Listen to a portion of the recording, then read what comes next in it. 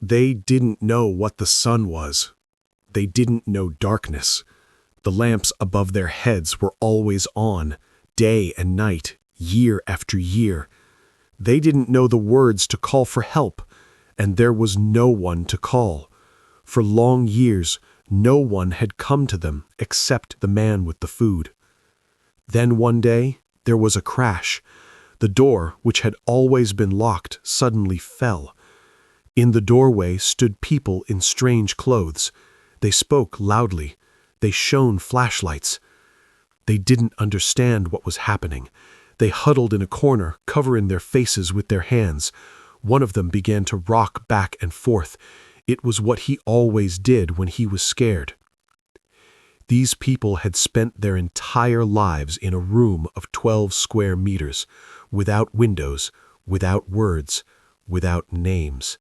And on that day, June 27th, 2008, they saw other people's faces for the first time. How is something like this even possible? How can you hide people for so many years in an ordinary house in the middle of a city? The answer begins with a thin wisp of smoke from an attic window and with a man who was very reluctant to let firefighters go up to the second floor. Sheffield, Northern England. Around noon, a call comes into the fire department's dispatch. A neighbor had noticed something strange. A trail of smoke was coming from a crack under the frame of an attic window of a private house. Not black, not thick, just a light gray haze like from smoldering plastic. A minor detail, easy to ignore, but the neighbor called anyway. The crew is on the scene in 3 minutes. They are met by the owner, a middle-aged man, pointedly polite. He smiles. He spreads his hands. He says it was a silly mistake, a piece of toast burned in the kitchen. He's already turned everything off and opened the windows. He apologizes for the trouble. But the crew commander notices an inconsistency. The kitchen windows on the first floor are closed, and the smell coming from the house is nothing like burnt bread. It's a heavy, Swedish chemical odor, the smell of overheating wires and melting plastic. The commander is adamant. According to the Fire and Rescue Services Act, they are obligated to locate the source of the smoke reported by eyewitnesses. They need to inspect the house. The first floor is clear. In the kitchen, there are no crumbs, no smoke, no appliances turned on. The owner follows them, and his politeness begins to fray. When the firefighters head for the stairs, he blocks their path. He says his sick wife is sleeping upstairs and must not be frightened. He insists there is no fire. He checked everything himself. The commander points to the facts. The smoke was coming from the attic, exactly where the neighbors saw it. The owner is ordered to step aside. The crew commander asks dispatch to call the police. The conflict with the owner is obstructing the inspection. The situation escalates. The man is no longer pretending to be calm. He demands a warrant, citing the sanctity of private property, but the police, who have arrived as backup, quickly end the dispute. In the UK, in cases of a suspected fire, emergency services do not need a warrant. The right to save lives and ensure safety overrides the right to privacy. The man is pushed aside. On the second floor, the hallway is empty, but at the very end is a massive door leading to the attic. It's not just closed, but reinforced with an additional padlock, which is completely atypical for the interior of a residential home. The same acrid chemical smell seeps from under the door. The commander gives the order to break it down. But before talking about what they found behind the door, we need to understand, who is this man? Why did he resist so fiercely? What was he hiding in there? While the firefighters and police work on the second floor, the homeowner is detained downstairs. When the crash of the broken-down door echoes from above, Kerrigan closes his eyes for a moment, but says nothing. His identity is quickly established: Peter Kerrigan. According to records, he has been listed at this Sheffield address for 23 years, with no moves recorded during that time. The initial database checks reveal nothing criminal. No convictions, no administrative offenses, no debts to the state, no issues with the tax office. A ghost in the system, in the best sense of the word. Someone the system simply doesn't notice because he causes no problems. While the inspection continues upstairs, officers begin to question the neighbors. Standard procedure. Who lives in the house? What is known about the family? Have there been any complaints or strange occurrences? A woman from the house next door says that Kerrigan has lived here for a long time. A quiet man, keeps to himself, barely acknowledges them. But he causes no problems. The lawn is always mowed, the trash cans are put out strictly on schedule, the house is in perfect order. The neighbor across the street adds details. Kerrigan works at a logistics company warehouse. He leaves early in the morning and returns in the evening, a stable schedule. On weekends, he sometimes putters around in the garage. He doesn't play music, doesn't invite guests. An elderly couple 2 houses down remembers Kerrigan is married. His wife was seen in the garden a few years ago, but then she seemed to disappear. The neighbors assumed she had become seriously ill and didn't want to interfere. In Britain, it's not customary to meddle in other people's private lives. Another neighbor mentions a daughter, an adult, but rarely seen. Sometimes she takes out the trash. Once she was seen at the local shop, thin, pale, staring at the floor and not speaking to anyone. The police record the statements. A predictable picture emerges. A reclusive family, unsociable but not criminal. There are tens of thousands like them in the suburbs. The officers ask if any screams or suspicious sounds were heard. The answer is unanimous. No. Complete silence. The house was like a mausoleum. Someone recalls that many years ago relatives visited the Kerrigans, an elderly couple. They stayed for a few days and left. No other visitors were seen. Another neighbor remembered Kerrigan at the supermarket. He bought groceries in huge quantities. Canned goods, pasta, sugar, by the case. At the time, they chalked it up to a habit of stockpiling. There was nothing unusual about it.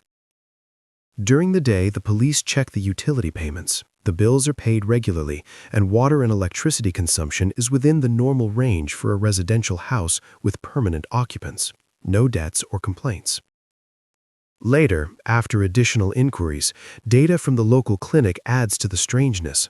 Kerrigan himself had a checkup 2 years ago, but his wife hadn't seen a doctor in over 15 years. The daughter is not in the medical database at all since reaching adulthood. The officers try to contact his employer. The warehouse manager confirms. Peter has worked for them for 12 years, a reliable employee, never late, never takes time off or sick leave. He doesn't socialize with colleagues, eats lunch alone, and avoids conflicts. The picture is perfect, too perfect. A man who breaks no laws, attracts no attention, and asks for no help. A model invisible man. But it's precisely such people who are best at hiding what must not be shown. None of the neighbors can explain why this inconspicuous man so desperately resisted the firefighters, why he was willing to be arrested just to keep them from going to the second floor. In his eyes there was not confusion, but cold resolve. The answer is behind that very door they just broke down. And what was discovered inside completely shatters the image of a normal family man created by 20 years of flawless camouflage. The lock is broken, the door is open. The firefighters take the first step. It almost immediately becomes clear where that wisp of smoke could have come from. In the corner near the ceiling, lamps and an old extension cord are humming. The wiring is hot, the plastic on one of the units has darkened, and a faint smoldering smell emanates from it. The first thing that hits them is the smell. A sharp, acrid cocktail of ammonia, stale air, and filth. It's the smell of a place where windows haven't been opened for years, where there is no proper sewage, where people live next to a bucket because there is simply no other option. The second is the light. Bright, unnatural. Fluorescent lamps hum under the ceiling, flooding the room with a deathly cold glow, and within this hum, one uneven, overheated tone can be heard. The commander shields his eyes with his hand and takes another step. The space is small, an attic with a slanted ceiling. The windows are boarded up with plywood and sealed with foil. From the outside, it all looks airtight, but a thin gap remains along the edge of the frame, and the smoke was seeping through it. The lamps here are on around the clock. In this house, the concept of day or night does not exist. The floor is covered with old mattresses, dirty, torn, soaked with dampness. Plastic bottles, empty wrappers from cheap cookies, and tin cans are scattered everywhere. The trash is mixed with excrement. In the corner stands a plastic bucket. It is overflowing, its contents spilled onto the floor. But that's not the main thing. In the far corner, against the wall, two silhouettes are visible. In the bluish light, they seem like shapeless outlines. Two of them, squatting, pressed against the plaster, motionless. The first thought is that they are mannequins or dolls. Living people don't freeze like that. But then one of the silhouettes flinches. Slowly, convulsively, it turns its head and immediately hides its face in its hands. The firefighters freeze. They are people, alive. A police officer enters behind them, noting the details. Both individuals are male. They appear to be young men, but it's difficult to be certain. They are horribly emaciated. Their skin is pale, almost transparent, with every vein showing through. Their hair is long, tangled in matted clumps. They are wearing old t-shirts and sweatpants, worn through with holes. They neither stand up nor say a word. The officer takes a step forward, tries to make contact, asks if they need help. There is no response. The captives turn away, cover their heads with their hands, and make quiet sounds, something between a moan and a guttural gasp. As soon as the officer repeats the question louder, the reaction is immediate. Both beings cringe, and one of them begins to rock monotonously back and forth like a pendulum. The police realize normal contact is impossible. The commander requests backup, medics, and social services. This is no longer a smoke inspection. This is the discovery of a scene of unlawful confinement. While they wait for backup, the officers inspect the room. No furniture, no chairs, no tables, no books, only mattresses. On the walls are deep grooves, as if someone had methodically scraped the plaster with their fingernails for years. The food is only things that can store forever: crackers, canned goods, sugar. There is no heating, no ventilation either, just an old fan circulating the acrid air. The lamps operate without switches, denying the prisoners even the possibility of sleeping in darkness. The ambulance arrives. The paramedics try to lead the men out, but they offer passive resistance. They simply stiffen, becoming limp and fragile. They have to be carried out in their arms like delicate objects. Downstairs, they are placed on stretchers. One of them looks around with wide-open eyes, as if seeing the sky for the first time in his life. The other covers his face with his hands and trembles slightly, not from the cold, but from terror at the open space. It's necessary to identify who these two in the attic are, to understand their origins and how long they spent in this cage. But the main failure is different. For all these years, not a single person recorded where the members of this family had disappeared to. They are taken away, and a full-scale forensic investigation begins in the house. Peter Kerrigan is arrested. He has read his rights, but he remains silent, staring at a single point. In his eyes, there is neither remorse nor fear. The police begin to search for Kerrigan's wife and daughter. No one is sure yet if they are in the house or if they haven't been at this address for a long time, so they first tried to determine their whereabouts and who else might be inside. The answers begin to emerge within a few hours, and each new fact is more terrifying than the last. June 27th, late afternoon. The ambulance brings both men to a hospital in Sheffield. They are placed in a separate room, quiet. With dimmed lights. The medics understand that standard procedures won't work here. The initial examination is conducted by 2 doctors and a nurse. They act cautiously. Every sudden movement causes panic. One of the patients begins to rock. The other covers his head with his hands and makes the same inarticulate sounds. The doctors record the basic parameters. Both are male. It was difficult to determine their exact condition because their physical development did not correspond to the norm.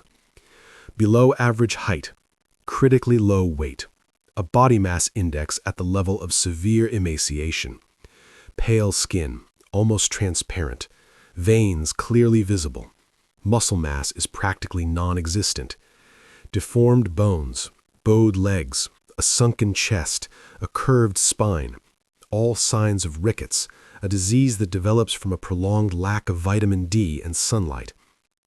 Their teeth are in a deplorable state, cavities, destroyed enamel, inflamed gums. Their hair is brittle and dull. Their nails are peeling and crumbling.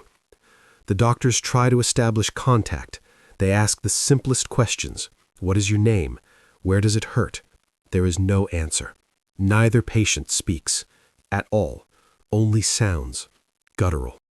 Unintelligibles, similar to those made by people with severe speech impediments or after complete social isolation. One of the doctors suggests that their speech never developed, or it was lost due to a lack of communication. To speak, you need to hear speech. You need practice. If a person goes for years without hearing speech directed at them and without participating in conversation, they forget how to form words. A psychologist called in for a consultation notes additional symptoms: avoidance of eye contact, monotonous movements, a panicked reaction to bright light, an inability to assess space. One of the patients tries to huddle in the corner of the room. The other won't let go of the blanket he was covered with. He clutches it with both hands, like his only protection. These are signs of prolonged isolation, sensory deprivation, a complete lack of socialization. The medics take blood samples. The tests will show a deficiency of all essential vitamins, anemia, problems with the liver and kidneys. The body is running on fumes, at its limit. While the doctors are busy with the patients, the police continue their work at Kerrigan's house. Forensic specialists examine the attic centimeter by centimeter. They take samples. They record evidence. They find several old notebooks. Inside are children's drawings, scribbles, attempts to write something. The letters are crooked, uneven, as if someone was learning to write without a teacher, without an example. Another discovery, a homemade calendar. Tally marks on the wall. Someone had been counting the days, months, years. They lost track midway and stopped counting. During the search of the house, Kerrigan's wife is detained. She had barely been seen from the street for many years, but she had been inside the house all this time. A middle-aged woman, emaciated, frightened. She doesn't resist. She is silent. She stares at the floor, as if waiting for permission to speak. Kerrigan's daughter, Sarah, is detained there as well. She was also in the house, never went out to see the neighbors, and was almost never seen on the street. She looks older than her years. She is also silent, but in her eyes there is no fear, just a habit of not reacting. All 3 are taken to the station. Kerrigan still refuses to speak. He is placed in a cell. His wife and daughter are placed separately. The police begin checking documents, and here they discover the main problem. The 2 men found in the attic have no documents whatsoever. None. No birth certificates, no medical records, no school enrollments. Officially, these people do not exist. They have never existed. The system does not know them. The database is empty. Investigators request information from maternity hospitals. They check records for the last 20 years. They look for matches by the surname Kerrigan, by the address, by dates. Nothing. The birth of 2 children in this family was never registered anywhere. No traces. The identification process is launched. DNA testing.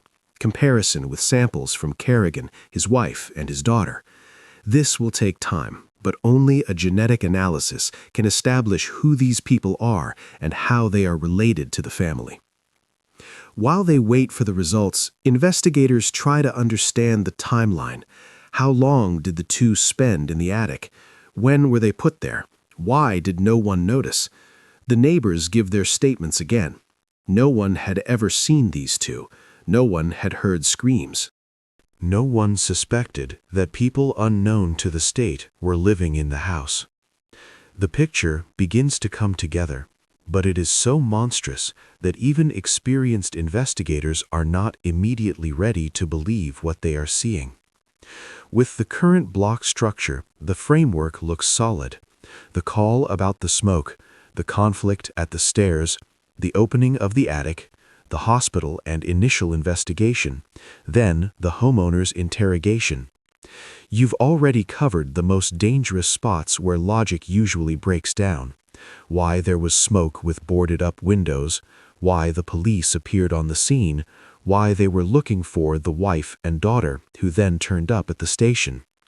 The only thing slightly missing for a documentary feel in Block 5 was the connection to time and how it would look on the record without literary language. Below is Block 5 with the same phrase order and semantic steps. I've only added a documentary tone and removed a couple of words that sounded too formal. June 27th, late evening. Peter Kerrigan is sitting in an interrogation room. Across from him are 2 detectives. A recorder is on the table. The timestamp will later show every pause and every word. Kerrigan does not look confused. He isn't nervous. He doesn't demand explanations. He sits calmly, hands on the table, gaze fixed on one point. The detective begins with the mandatory part. He reads Kerrigan his rights. He explains why he is here and that this is no longer a story about firefighters, unlawful confinement, mistreatment, attempting to conceal that people unknown to any official service were living in the house. Kerrigan listens in silence. He doesn't interrupt, doesn't ask questions. First question: who are the 2 men found in the attic? Kerrigan pauses for a long time. Then he answers, distant relatives, the sons of his cousin. She passed away a few years ago. He took them in, temporarily. The detective clarifies, why were they locked upstairs? Kerrigan replies, they are ill, mentally unstable. They could be a danger to themselves. He kept them there for their own safety. Next question, why are there no documents? Kerrigan says, the documents were lost. He was planning to get them replaced, but he didn't get around to it. It dragged on for a long time. The detective asks for the names of these relatives. Kerrigan hesitates, says he doesn't remember exactly. One might be James, the other perhaps Thomas or Timothy. He's not sure. Question: what is the name of the cousin, their mother? Kerrigan answers Mary or Margaret. They hadn't spoken in many years. He doesn't remember her well. The detective notes the contradictions. Kerrigan says he took in relatives but gets their names mixed up. He says he cared for them but kept them in conditions unfit for human life. He says they are ill, but in all this time he never once sought medical help. Question: why did he obstruct the firefighters? Kerrigan explains he got scared. He didn't want strangers to see his relatives.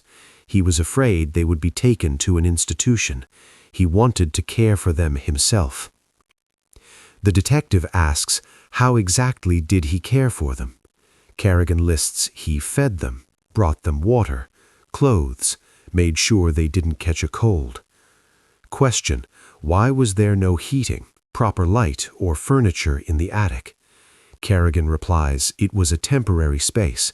He was going to fix it up better, but he didn't have enough money or time. The detective shows him the photos from upstairs, the filth, the overflowing bucket, the things you see right away. He asks, "Is this care?" Kerrigan is silent. Then he says, "He did what he could. It's better than the street, better than a shelter." Question, why did no one know about their existence? The neighbors, the doctors, the schools, social services. Kerrigan replies, he wanted to protect them from prying eyes. People don't understand. They judge. He was sure it was for the best. The detective changes tactics. He asks about his wife. Did she know about the people in the attic? Kerrigan nods. She knew. She helped, brought food, cleaned up sometimes. Question about his daughter. She knew too? Kerrigan confirms. The whole family knew. It was a joint decision. The detective asks a direct question. Why do the two men look emaciated? Why are their bones deformed? Why don't they speak? Why are they afraid of the light? Kerrigan doesn't answer. He looks away. The detective repeats the question. Kerrigan says, they were always like that, from the very beginning. Weak, sick. He is not to blame for their condition. Question, where are the birth certificates? Their mother never registered them. She gave birth at home, without doctors. Then she was gone. The documents disappeared. The detective asks, when exactly was she gone? Kerrigan replies, about 7 years ago, maybe 8. He doesn't remember exactly. Where is she buried? Kerrigan answers, cremated, a private ceremony, in another city. Every answer raises new questions. Every detail contradicts the last. Kerrigan's story falls apart under the slightest scrutiny. The detective pauses. Then he says, the tests will establish the relationship between him and the men they found. DNA doesn't lie. If he is lying, it will come out. Kerrigan doesn't react. The detective suggests he tell the truth, now, before it's too late. Kerrigan shakes his head. He says he wants a lawyer. He won't say anything more without a lawyer. At this point, the interrogation is suspended, which is noted on the recording. Kerrigan becomes the primary suspect and remains in custody. The next step is to speak with his wife and daughter, separately, without him and without the ability to coordinate their answers. After Kerrigan's first interrogation, it becomes clear that his words won't get them very far. He remains calm, speaks in generalities, and, when cornered, hides behind his lawyer. So the investigators take the next logical step. They go to those who lived under the same roof with him and might have seen more. Morning, June 28th. Kerrigan's wife is brought into the interrogation room, separately, without her husband present. The recording is on. The woman looks drained. You could easily guess her age to be much older than it is. Thin, pale, her hands are shaking. She sits down and immediately shrinks, as if trying to become smaller and less conspicuous. The detective begins calmly, without pressure. He asks her to speak chronologically and only about what she herself knows, not to try to guess, not to repeat someone else's words if there's nothing behind them, just to tell them what life was like in the house. The wife nods. She stares at the table. She is asked directly if she knew that 2 people were upstairs. The pause stretches on. Then she answers quietly. She knew. Next, they ask her for how long. The woman doesn't give a specific date. She says it has been going on for a long time, many years. She's not sure exactly how many. It sounds less like an evasion and more like a habit of not counting time and not asking questions. Then she repeats her husband's version. Distant relatives, 2 from his cousin's family, sick. Peter said it was for the best. The phrases sound as if they've been rehearsed in her head many times so as not to get them wrong. The detective asks if she saw them herself. The woman nods. She did, but rarely. According to her, Peter didn't allow her to go up there often. Her role was to bring food and leave. She confirms that she went up to the attic a few times. She saw them sitting in the corner, silent. They wouldn't approach. She would leave the plates and go.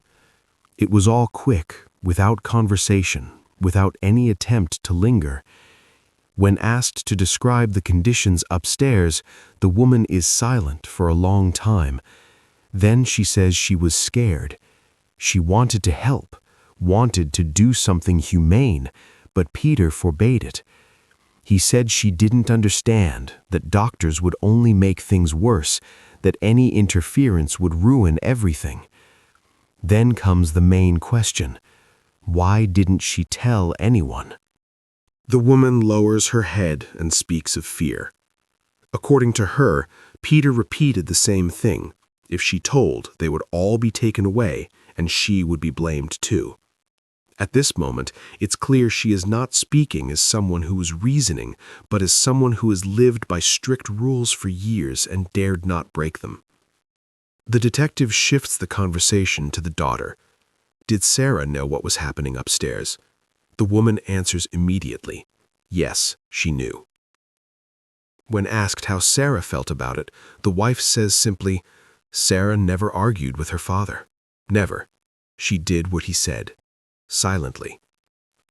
They bring her back to the main point. Who are these 2 really? The woman shakes her head and repeats the same thing. Relatives. Peter said so. She didn't ask questions. They calmly explain to her that the relationship will be verified by analysis anyway, and that it's better to talk now while everything can still be sorted out. The woman just shakes her head. She repeats that she doesn't know any more than she's already said.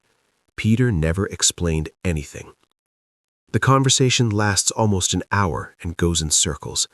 Fear, prohibitions, rehearsed phrases, 0 specifics. The investigators conclude that she won't go any further. Either she genuinely doesn't know the details, or fear has such a tight grip on her that she is incapable of stepping outside the lines of what she is allowed to say. After this, the daughter is brought into the room. Sarah Kerrigan. She looks older than her years, dark circles under her eyes. Her movements are slow, as if every word requires an effort. The detective starts with something simple. Did she know about the 2 in the attic? Sarah nods, without words. She is asked how long it has been going on. Sarah shrugs. She doesn't answer out loud. The detective tries to establish a connection.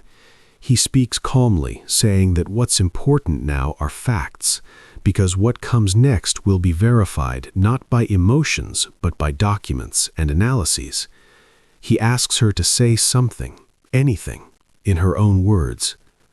Sarah stares at the table, silent.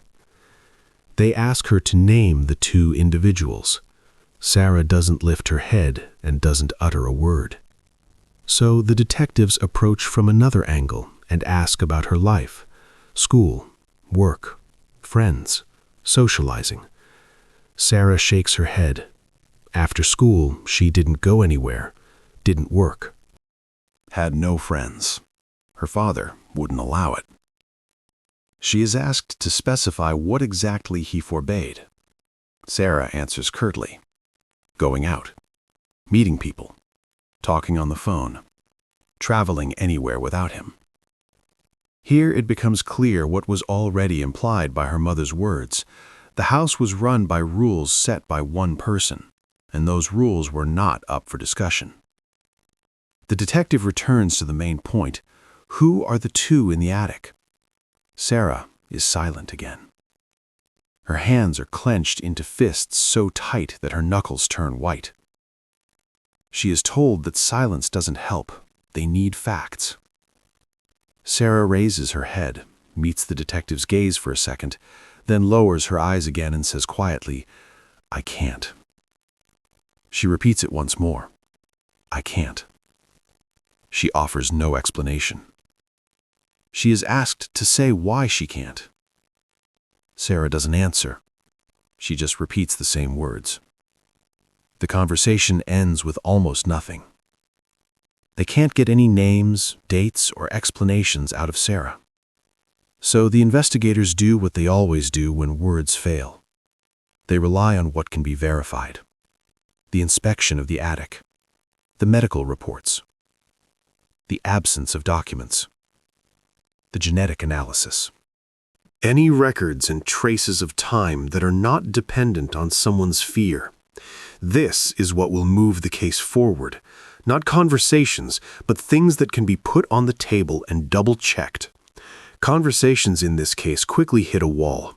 The wife repeats the same thing, the daughter shuts down, Kerrigan clings to his lawyer and pretends this is all just a mistake. So investigators focus on what isn't dependent on someone's fear and pauses. Records, traces, behavior when no one is around but a camera in the corner.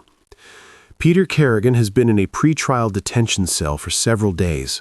He is under round-the-clock surveillance, and when detectives review key segments, nighttime, mealtimes, interactions with staff, they expect the usual: agitation, breakdowns, waking up in the night, loudly demanding his rights.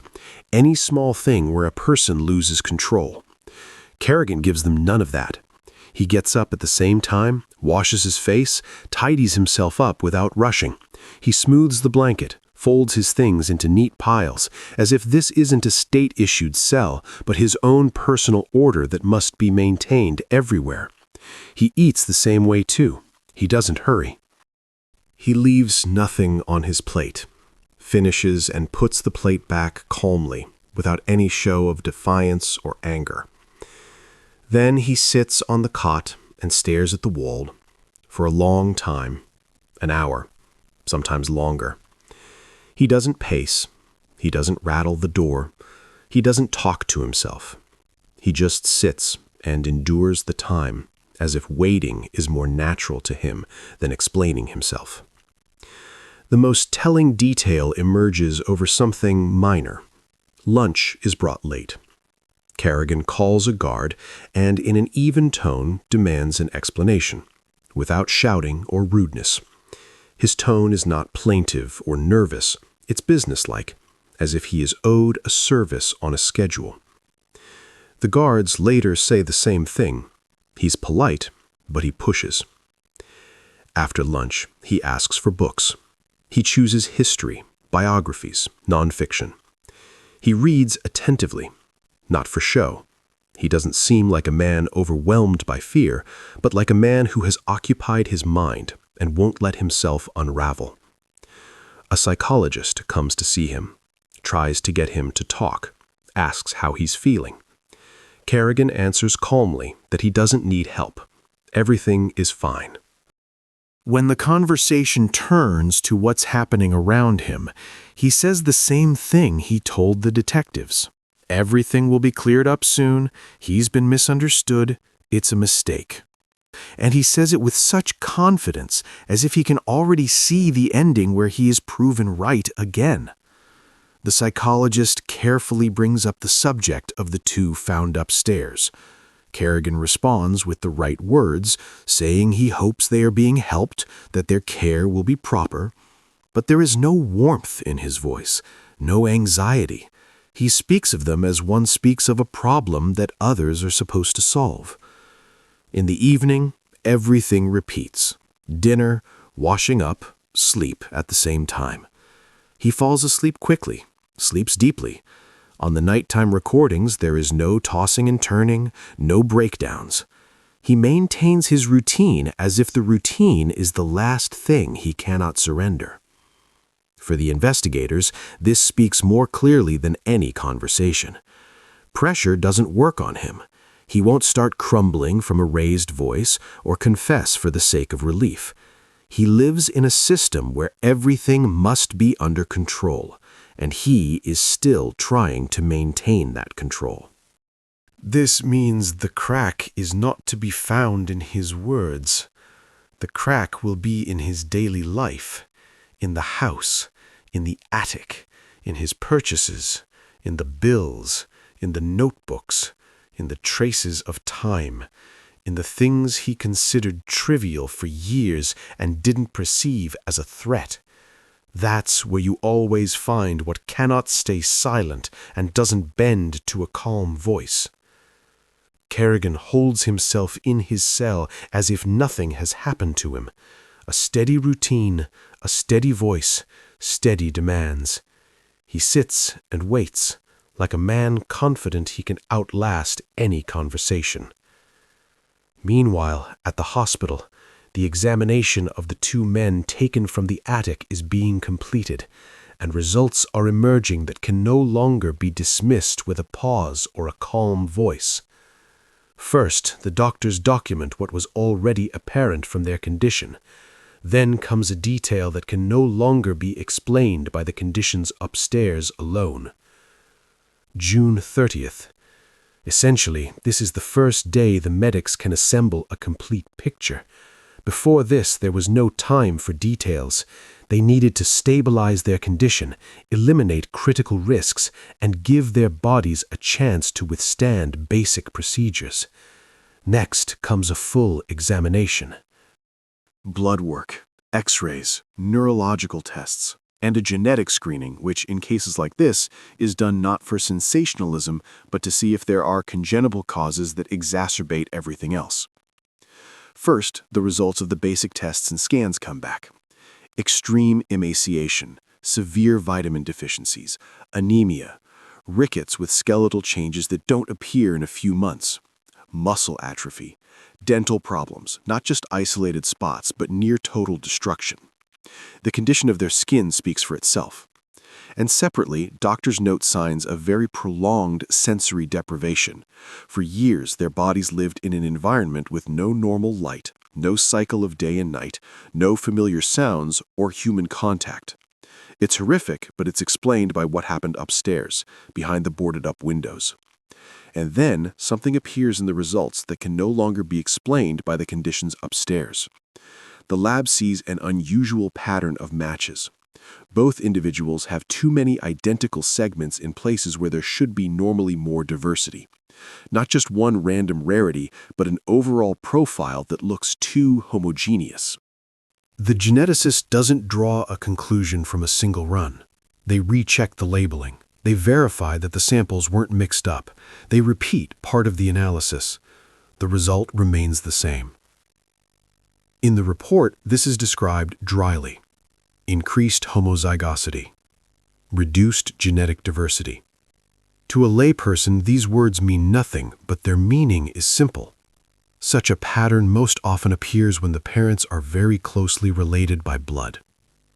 The lab doesn't use dramatic words or play up the drama. There are no accusations. There is a cautious but clear statement, a high probability of close kinship between the parents. This paper goes to the investigators. And this is where Kerrigan's version begins to fall apart, not because he's mixing up names, but because of data that is independent of his confidence. He spoke of distant relatives, a cousin, temporarily taking them in, lost documents. All of this sounds plausible until a reason emerges for why these two could never have been shown to anyone. The investigators review his words again and check them against what they've already found. The cousin he spoke of cannot be found in any databases in the way a real person with a life and a history should be.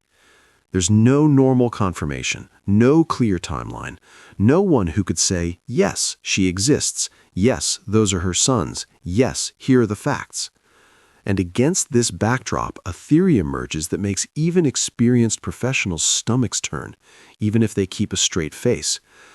There could have been a forbidden relationship within the family, one that is never spoken of and cannot be brought to light without everything collapsing at once. And if this is close to the truth, then many things become clear. Why there was no registration, why they never went to doctors, why the house operated as a closed system, why the wife speaks in phrases as if she were told in advance what she was allowed to say, why Sarah is silent, as if silence is safer for her than any word. What's important is something else. This is not yet the final answer. It is a direction, and it cannot be ignored. So the investigators take the next step without further discussion. They order a full genetic comparison for kinship.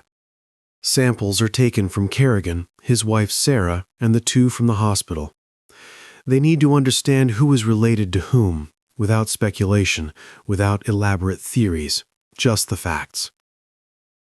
The lab advises that the results will be ready in a few days, and for the investigators, those few days become a race to gather everything else, while Kerrigan still thinks he has the situation under control. Because if the analysis confirms a close relationship, then the role of everyone in this story changes. The wife and daughter will no longer be just people who were nearby, and the family's silence will no longer look like personality. It will become part of a system that one man built over years. Kerrigan could control the house, he could keep the door locked, he could remain invisible to neighbors and authorities, but his system doesn't work against genetics. There, you can't explain it correctly. You can't hide behind a pause. You can't talk your way out of it. The investigators return to the house for what can be touched and verified. And in parallel, something that can be verified even more rigorously is sent to the lab. 5 vials, 5 codes, and 1 task to figure out who is related to whom. Labs run these kinds of tests every day, but the stakes here are different because the answer will instantly nullify any cover story. July 1st, the samples are sent for testing. 5 people, 5 codes, no names on the vials. In cases like this, it's crucial so that no one can later claim there was a mix-up. The swab from Kerrigan is taken quickly. He sits still, doesn't flinch, asks no questions, just stares at the wall while the lab technician works. With his wife, it's different. Her hands tremble, her fingers grip the edge of the chair. She seems to be expecting a blow even where there shouldn't be one. But the procedure takes seconds. The sample is taken without issue. Sarah is tested separately. She sits quietly, looking down. They explain what's about to happen in simple terms, without pressure. Sarah nods, opens her mouth, and a few seconds later, it's over. Her face is blank, as if she long ago forgot how to show a reaction. With the two from the hospital, it's more complicated. You can't rush them or make sudden movements. A nurse is nearby, everything is shown with gestures, they're given time to adjust. One handles it calmly, the other initially covers his mouth with his hands, turns away, gets scared. It takes several attempts and a pause for him to understand that he won't be harmed. Eventually, the sample is collected. Then begins what usually stays behind the scenes, but in cases like this, it's fundamental. All samples are labeled with codes, sealed, and the chain of custody is documented. Who took it, who transferred it, where it was stored, when it was sent. Every little detail matters here. The expert is given the task in plain terms, to determine the kinship, to understand who is related to whom in this group of 5, not based on stories or emotions, but on DNA. The technical part sounds dry, but the meaning is simple. DNA is extracted from the cells. Then, the necessary segments are amplified so they can be read and compared reliably. After that, an STR profile is assembled using standard markers. The reading is done by a capillary analyzer, and then a program outputs tables of matches and probabilities. The expert still oversees the process, checks the quality, ensures the sample didn't degrade, that there's no contaminated signal, and that the control values match. Even with a priority tag, it's not done in an evening. It takes a day or two to process the material, check the quality, and double-check the conclusions. July 3rd, evening. The calculations are ready. On the screen are tables and matches that immediately paint a clear picture. The expert doesn't rush to sign off. They cross-reference, recheck, and look at the control indicators. After that, they formalize the conclusion. First, Peter Kerrigan is confirmed as the biological father of both individuals found in the attic. The degree of certainty is the highest possible for this type of analysis.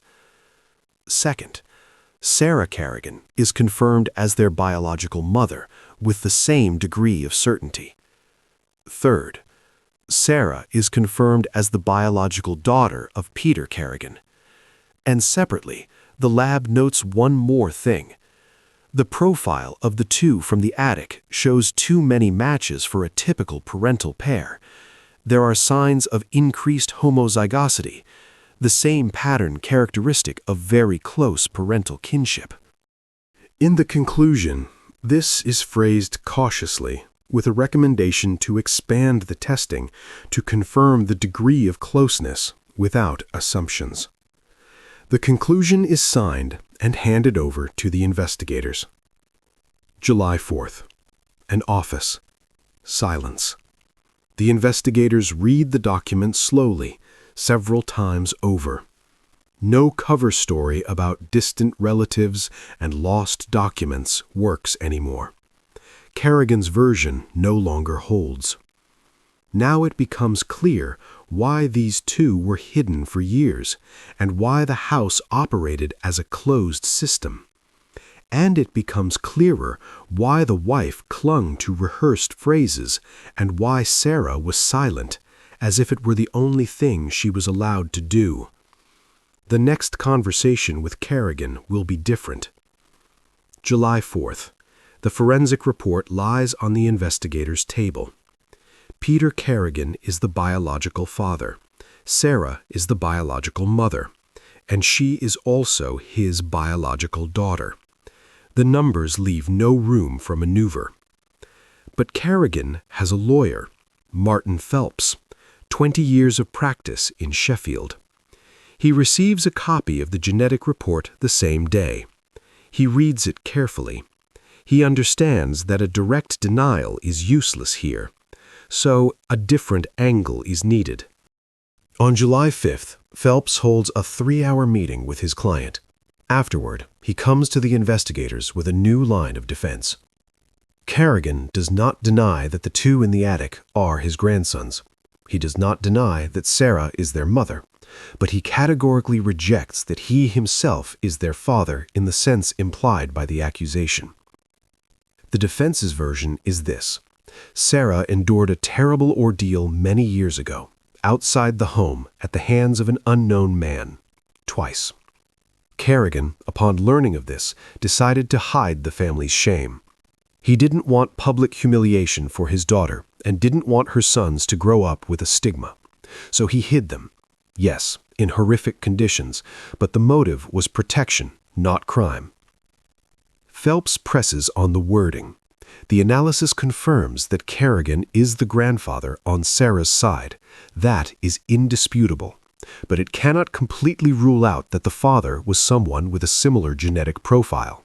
A brother, a cousin, someone from the paternal line. The defense demands expanded testing. He insists that without it, the accusation remains mere speculation. The investigators agree. Not because they believe the story, but because they want to close every loophole before trial. The check begins by identifying the circle of men who could theoretically have crossed paths with Sarah. Medics provide an estimate. Judging by the condition of the young men from the attic, the first pregnancy occurred a very long time ago. Sarah would have been very young at the time. Even at this stage, the lawyer's version looks shaky. This is about a very young girl, not an adult woman who could have been a random victim on the street. But the investigators continue their work. They don't need emotions. They need documents. On July 6th, they request data on Kerrigan's male relatives. His father died many years ago. He has no brothers. There is a cousin in Manchester with whom contact was broken off more than 20 years ago after a family dispute. He is found the same day, an elderly man, an accountant, married. When the matter is explained to him, he turns pale and asks for water.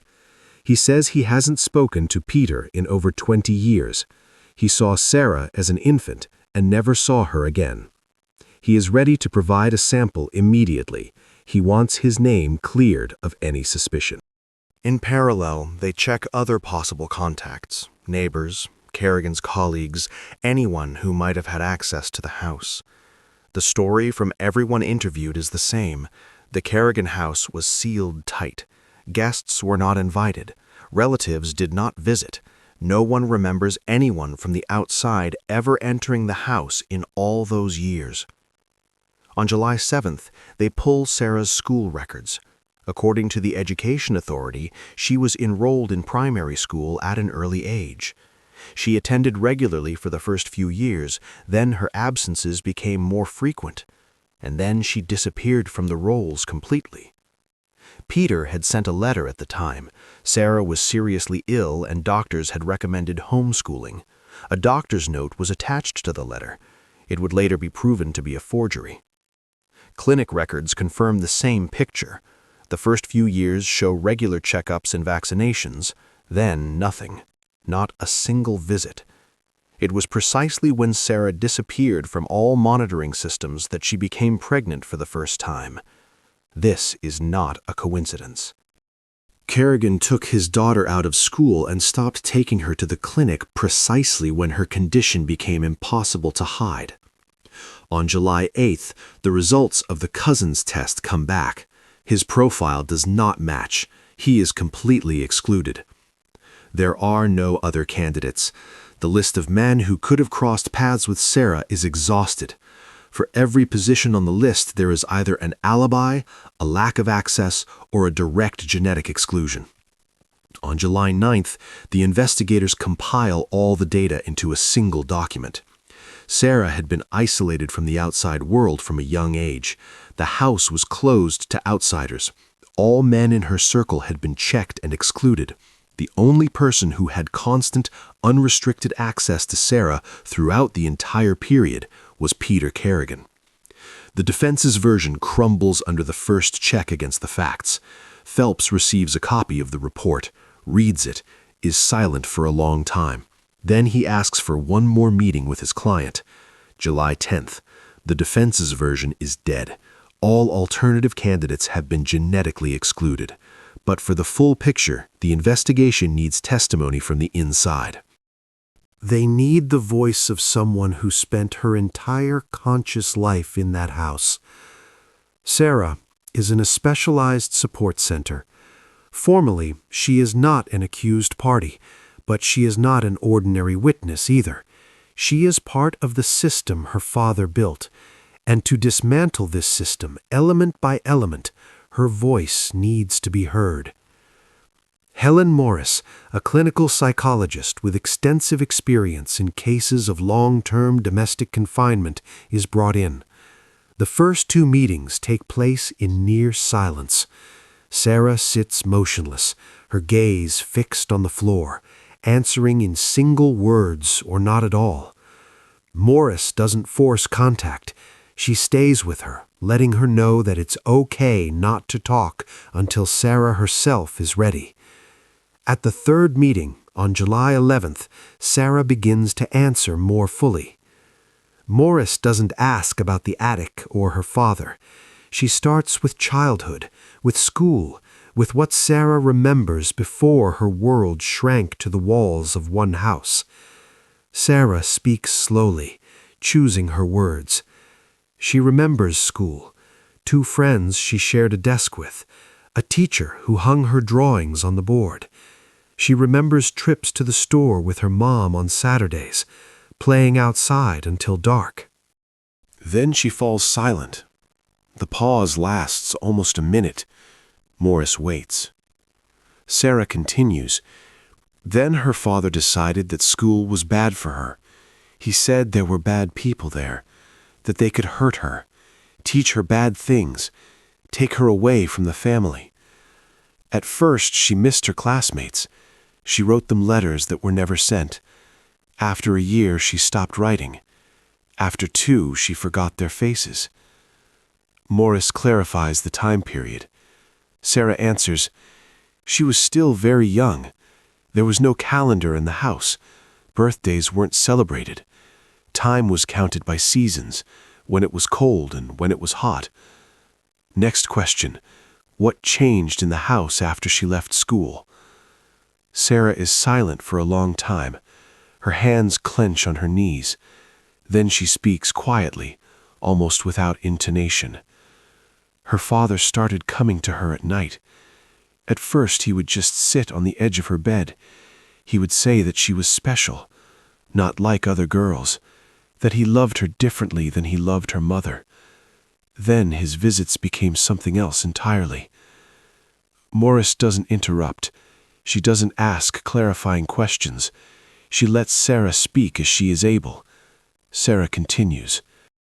She says that for a long time, she didn't understand what was being done to her. She didn't have the words for it. No one had explained it. No books or conversations on the topic existed in the house. Her father repeated the same thing.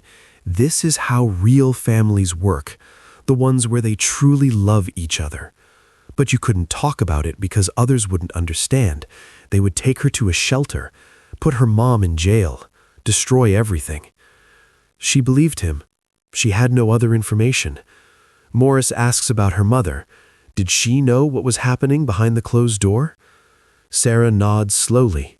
She knew, from the first day. Once, at the very beginning, Sarah tried to tell her. Her mother listened, cried, hugged her tightly, and asked her to be silent. She said that her father provided for them, that without him it would be the street and poverty, that she had to endure it because there was no other way. After that conversation, Sarah never tried to ask for help again. Morris shifts the conversation to the pregnancies, gently, without pressure. Sarah answers in a flat voice, as if recounting someone else's story. The first time, she didn't understand what was happening to her body. She was still very young. She doesn't know the exact moment.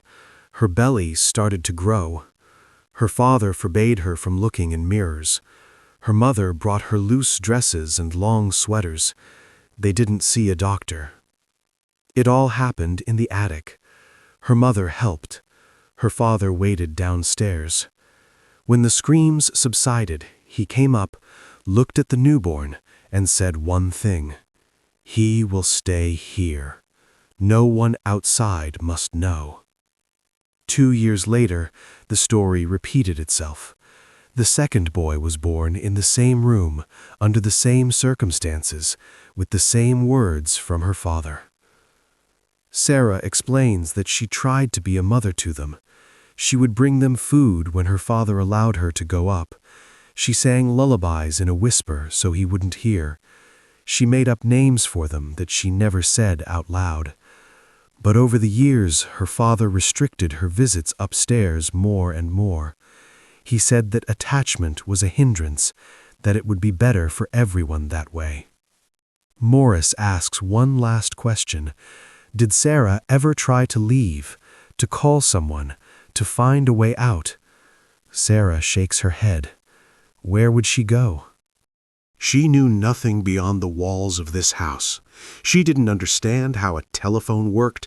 She had no idea what the police were or how to contact them. For years, her father had explained that it was dangerous outside, that she would be arrested, and that her sons would be taken away and given to strangers who would hurt them. She was more afraid of the outside world than of what was happening inside. Sarah's testimony is added to the case file. The prosecution reconsiders the charges.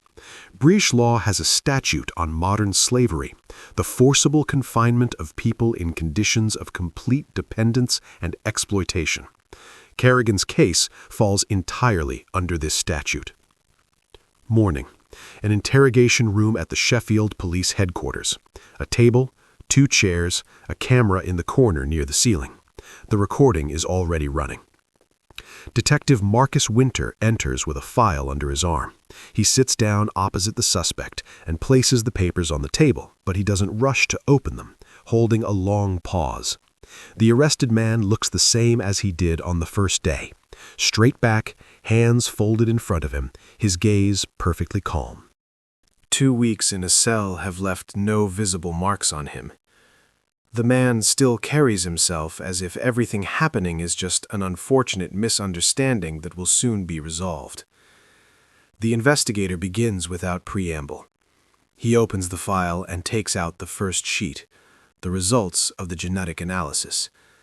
Placing the document in front of the man, the detective gives him time to read it. The man looks at the paper but doesn't pick it up, his expression remaining motionless. The officer reads the conclusions aloud. Peter Kerrigan is confirmed as the biological father of both young men found in the attic. Furthermore, their biological mother is his own daughter. The degree of certainty of the analysis is deemed to be the highest possible. The detainee is silent for a few seconds, then states in a steady voice that the analysis is mistaken. In his opinion, such things happen. The samples could have been mixed up, and he intends to demand an independent test. Winter nods and informs him that the procedure has already been conducted twice by different laboratories, and the results were identical. He emphasizes that mixing up 5 samples under a strict chain of custody and video documentation is impossible. The man under investigation just shrugs.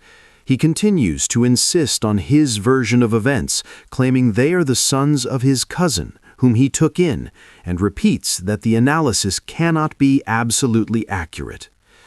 The detective does not argue. He pulls a certificate from the archives out of the file, which states that the relative in question passed away long before the elder of the 2 boys was born and had no children. Kerrigan looks at the certificate and falls silent for longer than usual. Finally, he says that he must have gotten something mixed up.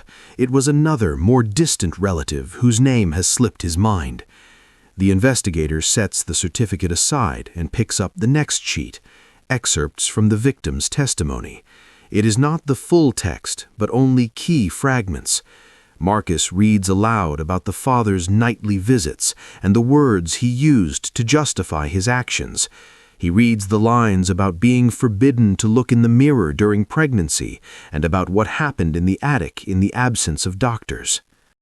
He concludes with the phrase, "the master of the house uttered immediately after the birth." With each paragraph, the suspect's face changes. His neutral expression gives way to a tightly clenched jaw. By the end of the reading, his fists on the table are clenched so tightly that his knuckles turn white. Winter finishes reading and looks at him expectantly. The response is not immediate. A sharpness enters the accused's voice.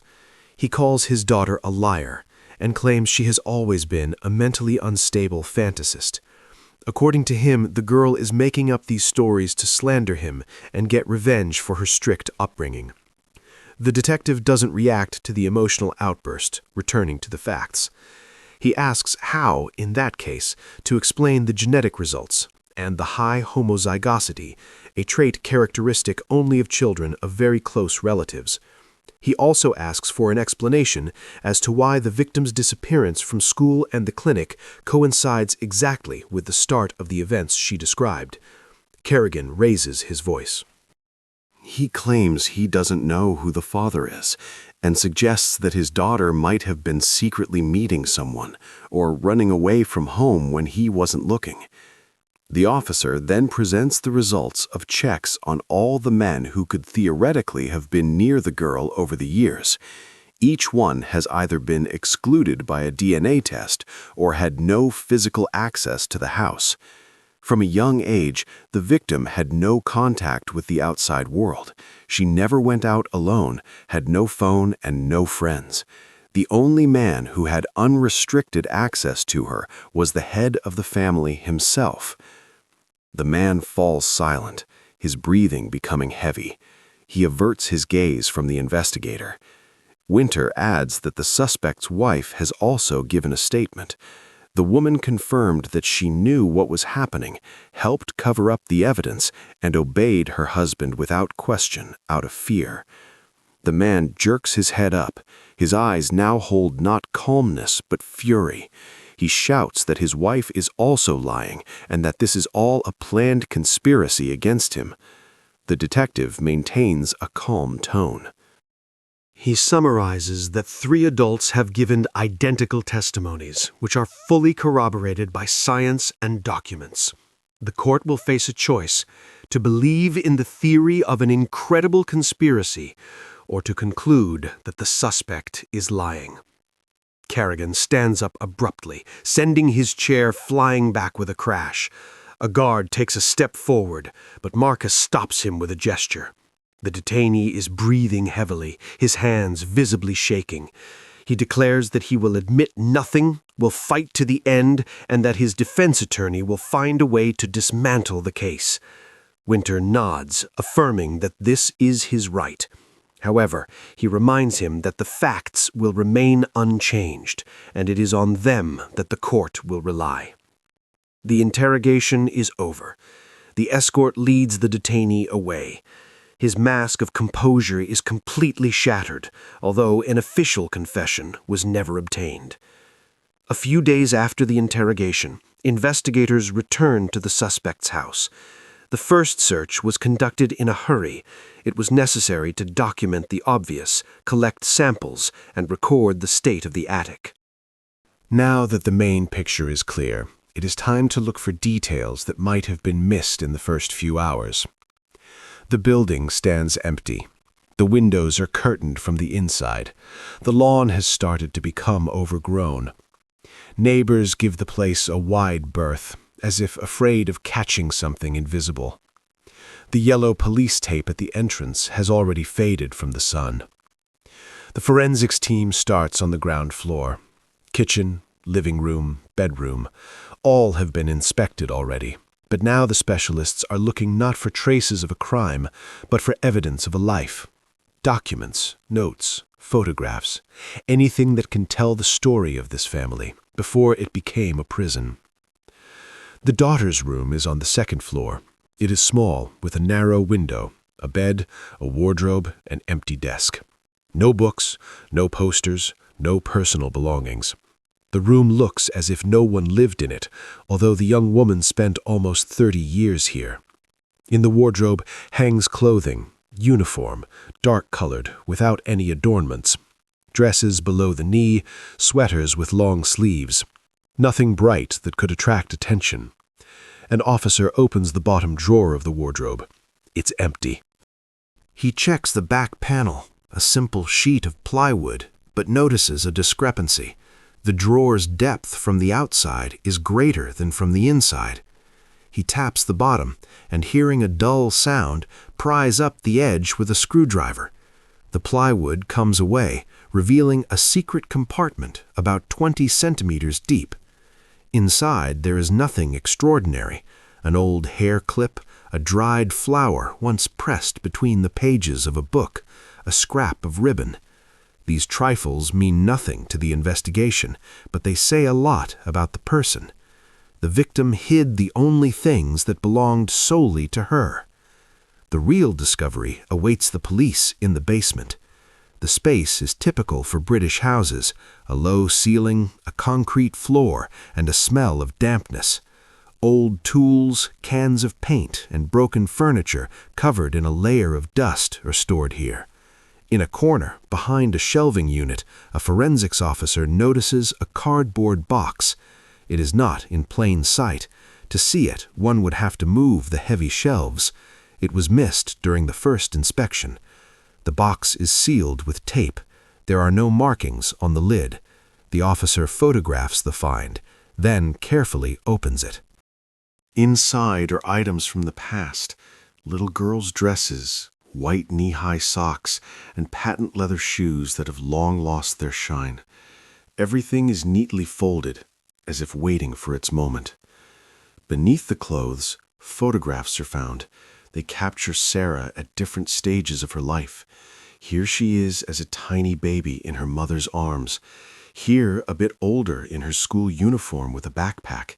And here, by a Christmas tree with a gift. In all the pictures, the girl is smiling. Looking only at the photos, it seems like a normal, happy family. The last picture was taken when she was still very young. After that, there are no more photographs, as if life stopped at that moment. However, the main piece of evidence lies at the very bottom. It is a notebook with an oilcloth cover, worn with bent corners. On the first page, the owner's name is written, Margaret Kerrigan. The forensics officer flips through the pages. The entries began many years ago. The handwriting is small and uneven, the ink smudged in places, either from the dampness or from the tears. It is not a diary in the usual sense. It doesn't describe daily events. Only thoughts, fragments of phrases, prayers, and attempts to comprehend what is happening under their own roof. The first entries are vague. The suspect's wife writes about her husband's sin and a trial sent by the Lord. She asks for forgiveness for not being able to stop it, and confesses that she prays every night, but God does not answer. Further on, the text becomes more specific. The woman mentions her daughter, noting how she is changing, no longer smiling and hiding her eyes. The diary's author calls what is happening a cross that they bear together. One entry stands out sharply. Margaret writes about the night when there was one more person in the house. She describes the screams upstairs and how she held her daughter's hand, praying for it all to be over quickly. The husband's words are also recorded there, that this must remain between them forever. 2 years later, a similar entry appears. Again the night, again the screams and demands for silence. Margaret doesn't call things by their proper names and doesn't write directly about her husband's actions.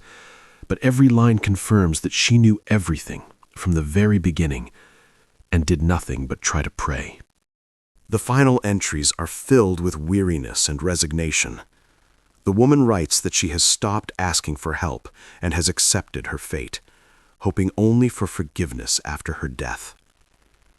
The investigators hand the notebook over to experts. Handwriting analysis confirms. The entries were made by Peter's wife, and the ink corresponds to the specified period. It is authentic.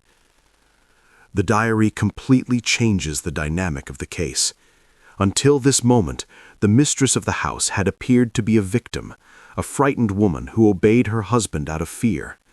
Now the picture has become more complex. She not only knew, she documented what was happening. For years, the author kept these records, understanding the nature of the crimes, but making no attempt to stop them. The prosecution reevaluates the woman's status. Margaret Kerrigan is no longer a witness. She is an accomplice. Her awareness and inaction became part of the system that allowed the tyrant to control his family for almost 2 decades. The case accumulates new materials. The box of belongings, the photographs, and the diary are filed away in the evidence archive. Each item adds to the story of a family that seemed normal on the outside, but lived by the monstrous rules of one man on the inside. The morning after the diary's discovery, Margaret is once again in an interrogation room, but now everything is different.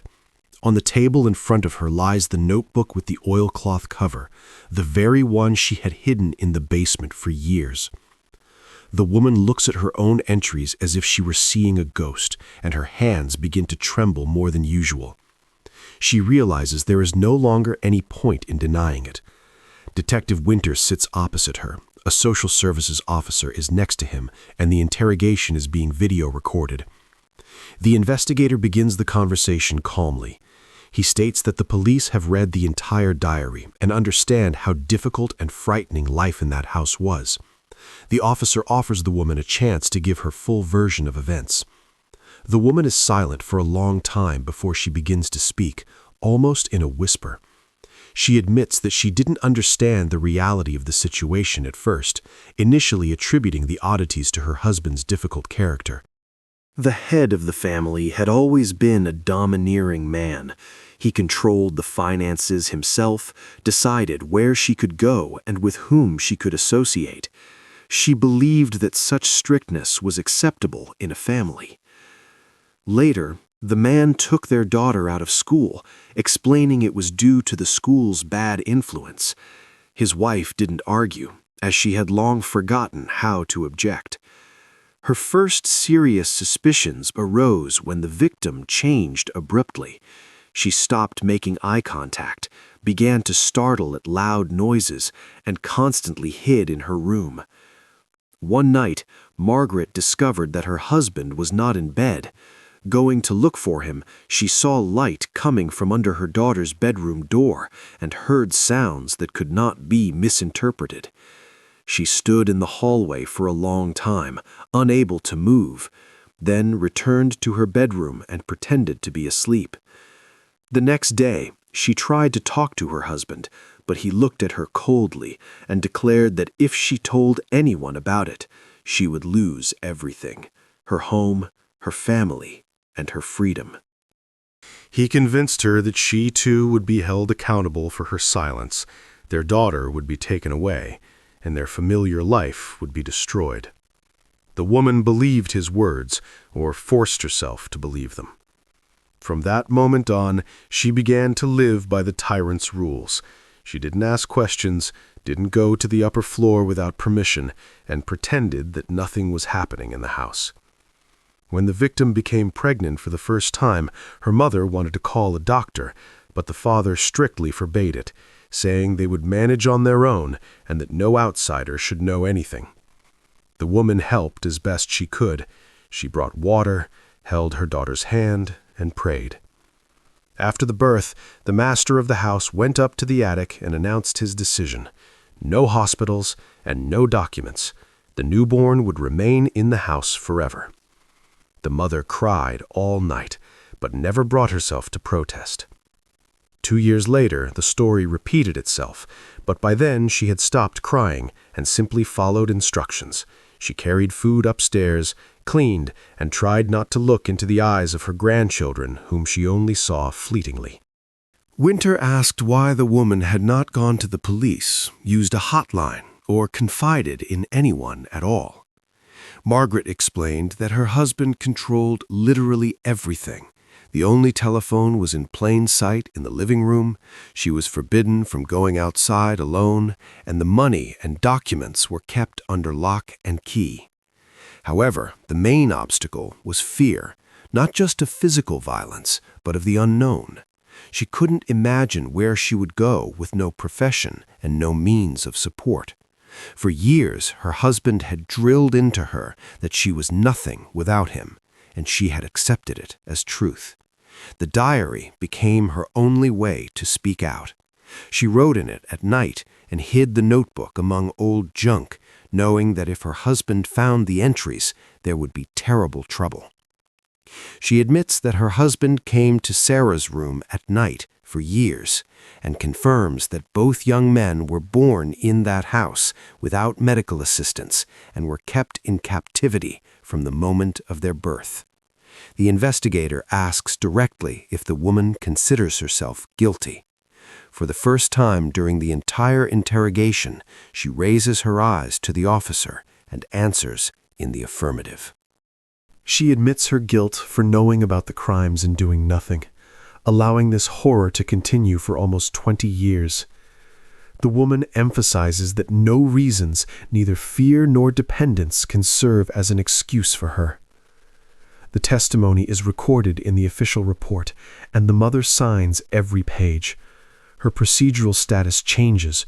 From a witness, she becomes a defendant on charges of complicity.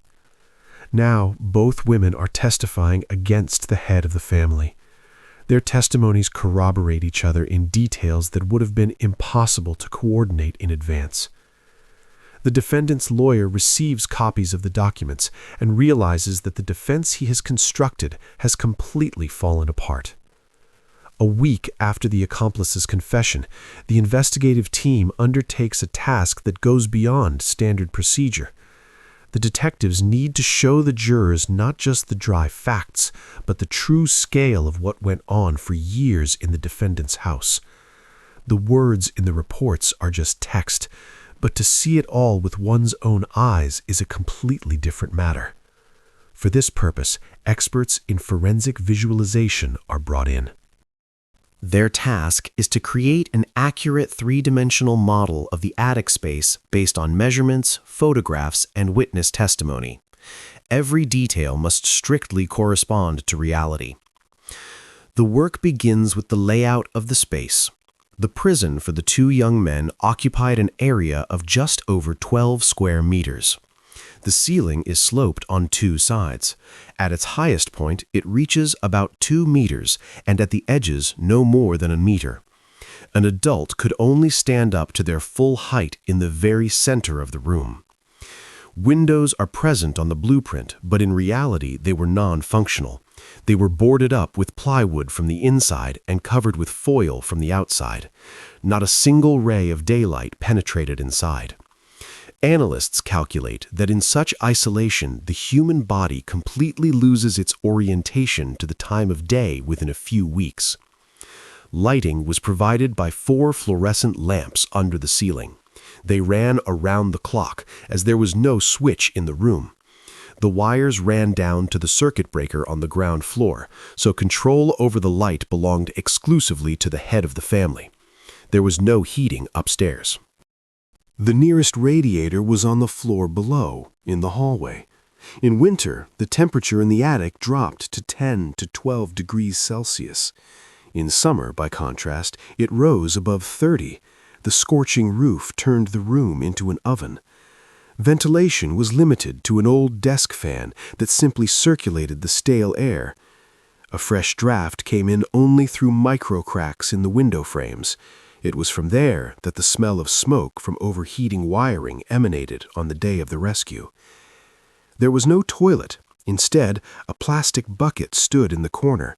According to the young men's mother, it was emptied once every 2 or 3 days, and sometimes less often if the master of the house was busy or forgot about it.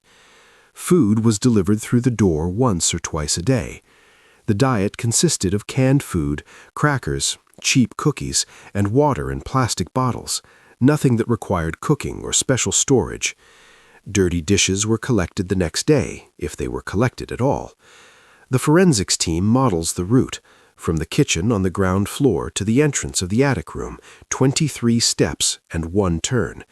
The door was secured with 2 locks, a mortise lock and a padlock. The keys were always with the jailer, and his wife received them only when her husband allowed her to go up. Based on this data, a virtual model is created.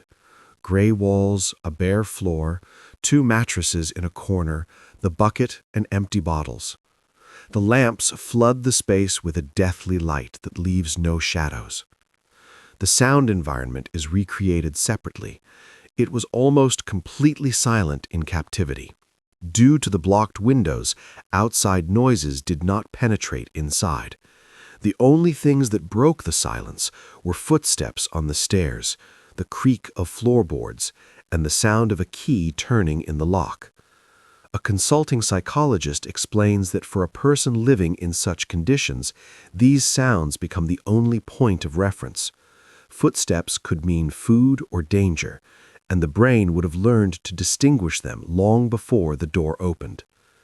The team adds a timeline to the model, long years for the elder brother and for the younger one.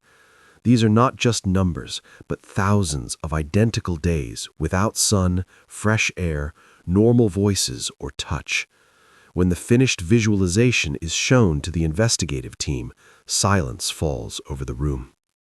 Even those who inspected the house in person now see it differently. It's one thing to enter for a few minutes with a flashlight, and quite another to imagine what it's like to spend your entire conscious life there. The reconstruction captures what is difficult to convey in words. This is not just unlawful confinement, but a system designed for absolute control. The lack of windows severs the connection to time, the constant light destroys sleep, and the temperature fluctuations exhaust the body. Isolation from the world destroys the connection to reality.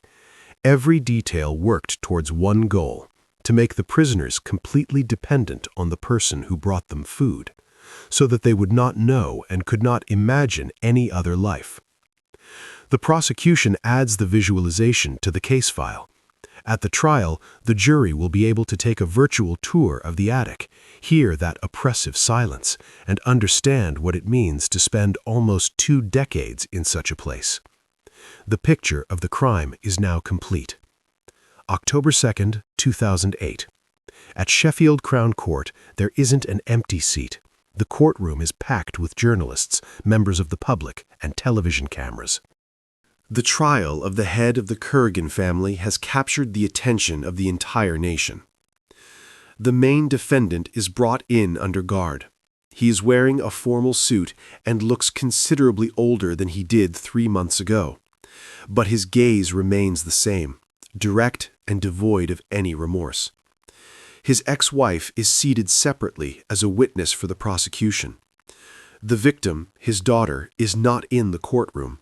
On the strong recommendation of psychologists, she has been excused from attending the trial.